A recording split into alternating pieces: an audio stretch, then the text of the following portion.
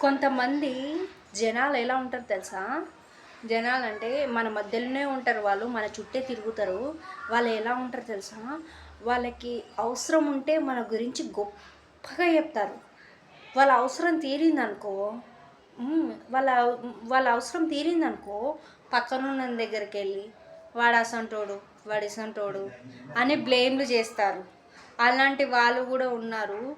ఇలాంటి వాళ్ళతోటి చాలా చూసి ఉంటే బాగుంటుందని నేను చెప్తున్నాను. ఇలాంటి వాళ్ళు ఎలా ఉంటారంటే నమ్మించి గొంతు కోసేటట్టు ఉంటారు. ఆఖరికి రక్త సంబంధమైన కానీ మనతోటే మంచిగా ఉంటారు, మన గురించి పక్కన బ్యాడ్గా స్ప్రెడ్ చేస్తారు. అలాంటి వాళ్ళు ఉన్నారు.